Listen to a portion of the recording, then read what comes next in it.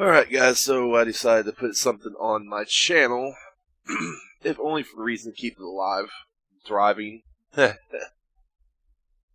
is kind of a joke. I don't have a lot of subscribers, but if I don't put something up there, it gets no traction on YouTube at all. So, today's just going to be like a commentary video.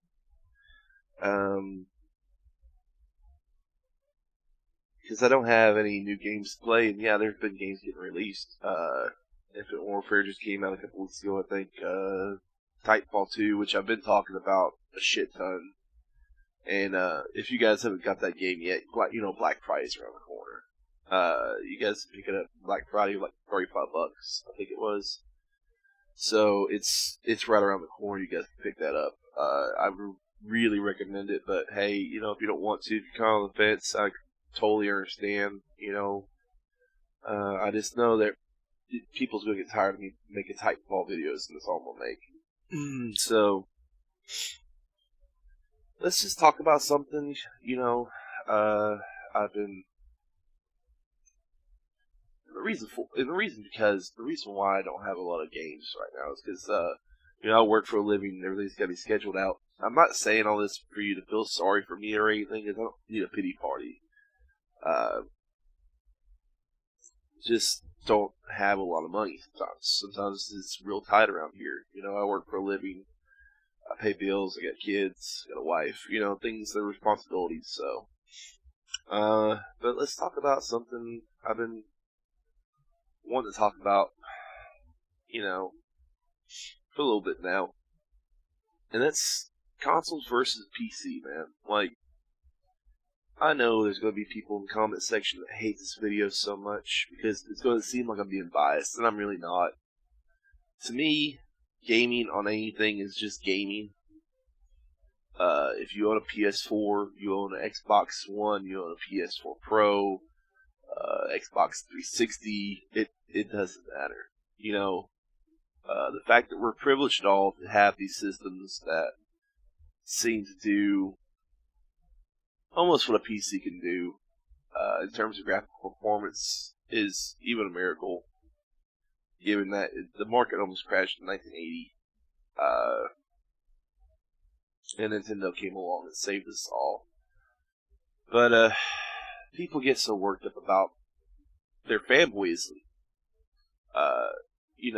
to the point that they have arguments back and forth. You have people like Crap Gamer and a few others who are Xbox One fanboys, and then you have fanboys who are, on the other side of the fence. They're Sony fanboys, and they get into these wars over consoles and what they can do, what they can perform like.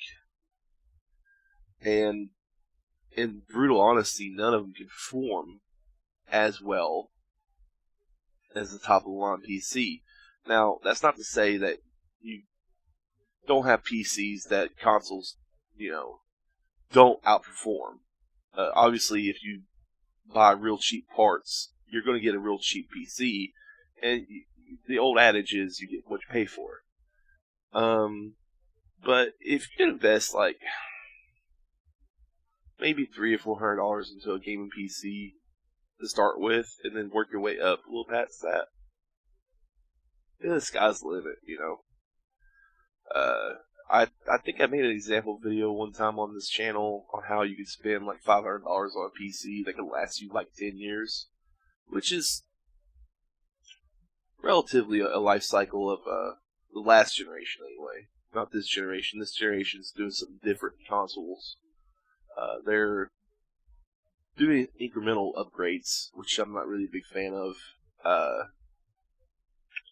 In fact, I've got an Xbox One right now. I'm looking into getting a PS4, not the Pro, just the PS4. Because to me, the horsepower difference between a PS4 and a PS4 Pro is just not enough to justify the $100. Even with the PSVR, because the PSVR's got its own processing unit. But I got a PC, so I'm an all-around gamer. I play on anything; it doesn't matter.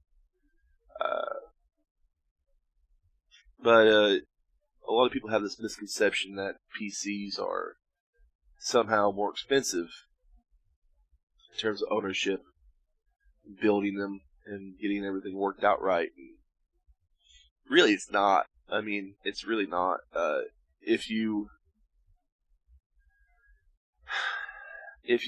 plan out right, if you're pretty smart, somebody who can rub two brain cells together, you can kind of make a gaming PC for like not even $500.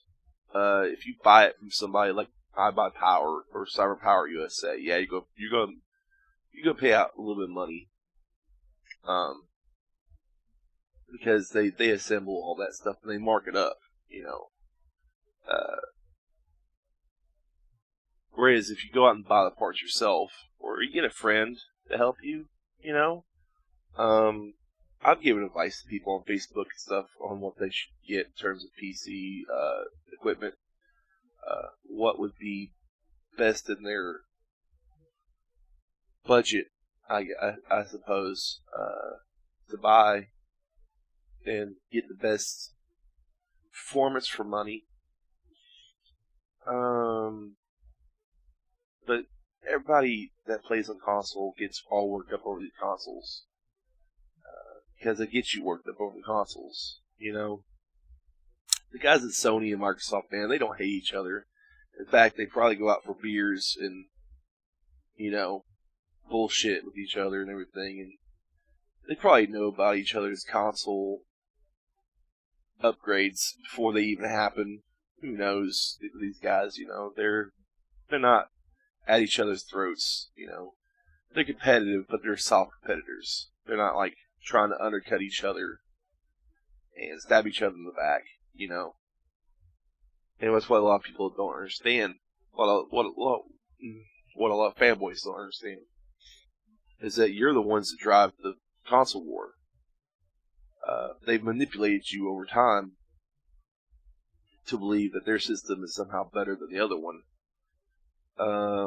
When in fact both consoles, even though the PS4 has more teraflops, it doesn't matter. You got 900p on the Xbox One, you got 1080p on the PS4. Sometimes the Xbox One drops down to 720p, but really in my case, I really don't care. Somebody says Titanfall drops down to 720p on Xbox One. I don't care.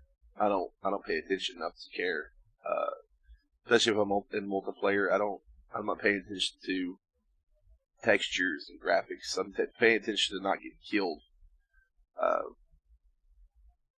But they've convinced you that one console is better than the other one, and they've convinced you that you need to fight each other over it. And it's stupid. It's really dumb. When, in fact, the PC is better than both of them. And I hate to sound like I'm some kind of PC elitist, which I'm not. In fact, I have a laptop that plays most of my PC games. And it does fine for me. I'm good. I move it around a lot, so that's the reason I have a laptop over a desktop. I have built gaming desktops in the past. I just prefer a laptop because, like I said, it's got portability options. But the biggest reason one may buy a console over a PC that comes to my mind is exclusive games. This is something I could definitely say the PC doesn't have like Uncharted or Gears of War. Well, it does have Gears of War now, but it doesn't have the newer Uncharted games. It doesn't have the exclusive titles that you may be, fanboying over. Like the God of War coming out next year, or Horizon Zero Dawn, which comes out next year. Any older PlayStation game you can play on service. They have a streaming service on PlayStation. You can play the older exclusives, like The Last of Us or the Uncharted series or whatever. But your newer exclusives like Horizon and Uncharted 4, let's see here, things like that, you're not going to be able to play on PC. Not for a good little while anyway, until they add them, when they add a new system. And on the Microsoft side, they're basically going the direction I think they need to go to survive. They're making everything available to PC owners too, so that their infrastructure becomes bigger, their audience becomes bigger, which is, I think, the way they need to go to survive, because they got hit so hard during this last console generation, this PS4, Xbox One console generation, that in order to boost Xbox's sales up, they needed to have something in their pocket, like get PC players involved. So you have these Play Anywhere titles like Gears of War 4, Halo Wars coming out next year. Things of that nature. Things that are console exclusive, Xbox exclusive, you'll have on PC too at the same time. And you can swap between those versions. So if I'm playing Gears of War 4 on my Xbox, on the PC version, I'll have the achievements and stuff from my Xbox version. So, definitely the biggest draw that I can see playing the console over PC is exclusive titles. But on the flip side of that, you have titles that are PC only that seem to be coming more to the consoles. Because consoles, what they've done this generation, they've become more like Steam machines almost. They're built in the same architecture as a PC. They have an APU processor, which, for those who don't know, an APU is basically a CPU with a graphical processor built into it. AMD's been putting these out for a few years now. None of them really have the horsepower that, like, these two that they made for, or this one that they made for the Xbox One and the PS4 have. But they're, they're APUs, they're x86, they're, regular. I mean, you might as well just say they're Steam machines, if you was able to slap a Windows OS on there and go, you could probably have yourself a Steam machine. So, they're getting closer and closer to just being computers in a box, almost rendering the Steam machine completely obsolete. I don't know many people who actually own a Steam machine, but from what I've heard, they're a little bit behind in terms of competition for consoles, But yeah, there's the only reason I can think of really to own a console over a PC is if you're, on a budget now. I mean, when the PlayStation 4 and the Xbox One launched, they were like $600. But then they're like $250, $300 now. So, if you're on a budget, you want a game, you can't really go wrong with either one of those. But just, for you fanboys out there who think that PS4 and Xbox One are ever really going to compete in terms of horsepower to a PC, that's never going to happen. It's never going to happen. They're never going to get to a place where they're going to outperform PC, because there's this, like I said, the sky is the limit with a PC. You can go out and you can build yourself a pretty decent PC for $500, and turn around the next year and say, well, look, I want a better graphics card that's going to last me about 10 more years, and just slap another graphics card in there. Or, I want more memory, slap more memory in there. Or, you can just keep upgrading them every so many years. And you don't have to. It helps, because later in those 10 years, you're going to have to start tuning down things of like graphics, fidelity, tessellation, ambient occlusion, stuff like that, to make it run smooth frame rate. But, yeah, I just want to have a discussion about this. I've been wanting to discuss this for a while.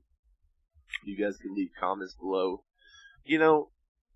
Try to be a little bit respectful in your comments, because I didn't cuss or do anything like that in this video. I didn't, go all out and, act like a crazy maniac like I have been doing the last few videos. Just want to have a discussion about this, because there's a lot of people who have this misconception that PCs are somehow more expensive than consoles, and I don't know, maybe that might have been true at one time. Maybe it was just easier, when we was kids, when I was a kid, to own a Nintendo or a Sega or something. Maybe it was a little bit more expensive at that time. I don't know, because, I didn't get the PC till I was in my 20s. PC gaming, really. Everything had been consoles at that point, because they convinced me, just like they convinced a lot of my generation, that console was the only way to go, because it's cheaper. And that's what people have a lot of misconceptions about, is cheaper. It's not cheaper. It's really not. When you take into the calculation that most of you who are PS1 or PS4 fanboys, and most of you who are Xbox One fanboys, you're going to buy the PS4 when it launches. Then you're going to buy the PS4 Pro. So you're spending out $600 when the PS4 launches. You're spending out another $400 when the PS Pro launches. So right there's $1,000 within like 7 years. No, not even, like 5 years. And the Xbox One, you're going to have the Xbox One. And some of you may actually bought the Xbox One S when it came out. So that's another $600. And then that's another $300. And then the Scorpio, maybe another $400 or $500. So, I mean, really, what's more cheaper about it? What is cheaper about that? Nothing. Nothing's more cheaper about that. You can build a pretty decent computer. Like I said, starting out, like $500. Throw $500 into it, and you'll have a decent computer. You can play Fallout 4 or Witcher 3 at 60 frames a second, 1080p. It may not be the maximum detail, but you can play at 1080p at 60 frames a second. And then just, throw another graphics card in there the next year or the year after, depending on when you need it. You don't have to go all balls out and get like a GTX 1080 right off the bat, a $600 card. You can do with like a $150, $200 card. Maybe not even that if you get it on sale. And it's not cheaper in the long run. I mean, the lifespan of my laptop's going to be shorter because it's a laptop. But the lifespan on a desktop can be endless depending on what you put in it, So, yeah, guys, they've lied to you your whole entire life.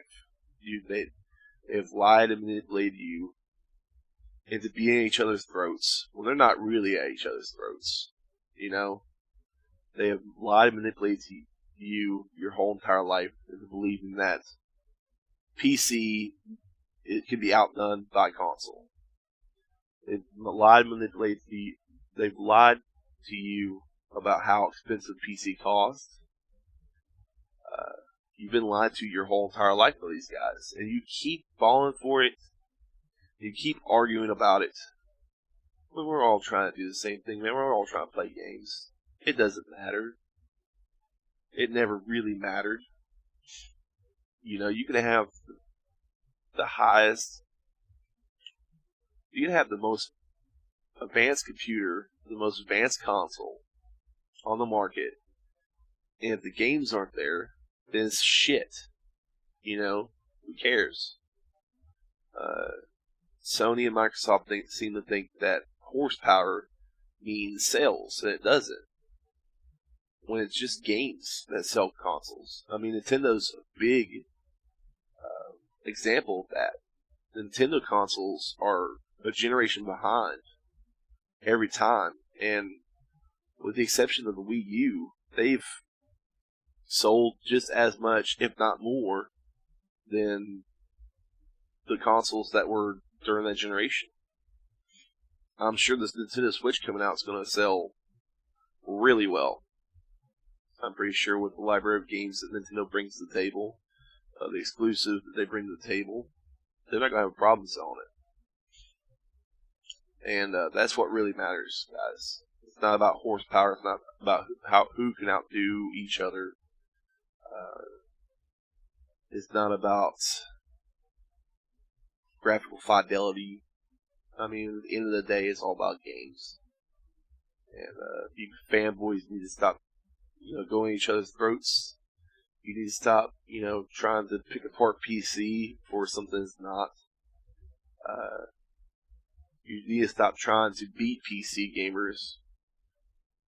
Because it's never going to happen. You need to just focus on getting companies out there to make good games again. I mean, you've got a few, like Titanfall 2, that ain't selling well, and then you got Battlefield 1 selling really well. But you got a lot of companies just making sequels to games they don't need to be making sequels to. Like, even though I bought it and enjoyed it, Gears of War 4 really makes no sense to me. Like, there's 15 years between the events that happened before the first game and E-Day, and they make a sequel, and there's all kinds of prequel material there, but they make a sequel to it. And just things like that, and then there's reboots like Doom that came out that are really great. But yeah, this year's been kind of wishy-washy on games, guys. Like, they really just need to make games like they used to. Not Call of Duty Infinite dog shit, violent games. Like, it's an every year thing now. It's like sequel after sequel after sequel after sequel. Like, come on, guys. We're done with the sequels, Make something original, make something new, make something that's going to excite us, like, Bloodborne. But yeah, guys, comment below, let me know what you guys think. Let's expand on this conversation a little more. I'll probably be putting another commentary video up later on in the week. I'll probably do a face cam thing, like calling that. It's just me sitting in front of the camera, gibbering my mouth off. But until I could get a hold of some new games or some betas or something, this is probably going to be my content from here till, December holiday season. We'll try to pick up Dead Rising if I can. Yeah, but let me know what you guys think. Later.